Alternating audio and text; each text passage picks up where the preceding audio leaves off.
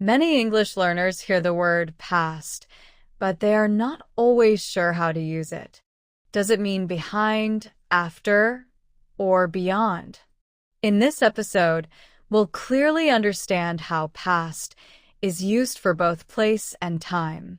Welcome back to our prepositions and position word series. In the previous episode, we learned around, which shows surrounding or circular movement. Today, we'll learn past, which shows movement beyond a point or time beyond a moment. As a preposition of place, past means beyond a point. It shows movement that goes farther than something.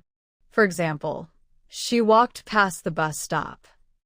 This shows she went beyond the bus stop, not stopping there. As a preposition of time, past means after a specific time. It is commonly used when telling the time. For example, it's 5:15. This means it is 15 minutes after 5 o'clock. Past is used mainly for physical movement and clock time. After is more general and used mainly for time and events. A common mistake is using after instead of past for movement.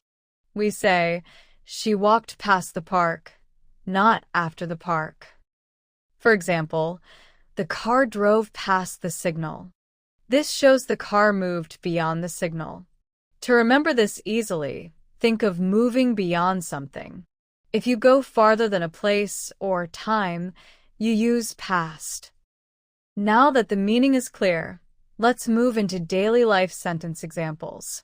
Notice how past always shows going beyond a place or a moment in time. Let's start with a simple walking example. He walked past the school. This shows movement beyond the school. Now, let's look at transport.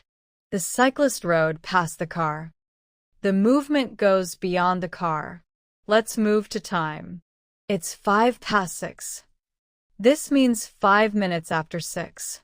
Now, consider sports. He ran past the finish line. He went beyond the finish point. Let's look at travel. The bus went past the village. The village was left behind. Now, imagine telling time.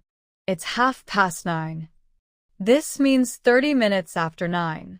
Let's move to daily life. She walked past the clothes shop. She did not stop there. Now, consider work. The delivery bike went past my house. It went beyond the house. Let's look at another time example. It's just past 12. This means a little after 12. Finally, here's a very common example. He drove past the sign. This shows clear movement beyond a point. Let's recap. Past is used to show movement beyond a place and time beyond a moment. It is very common in travel and clock time expressions. That's how we use the preposition past.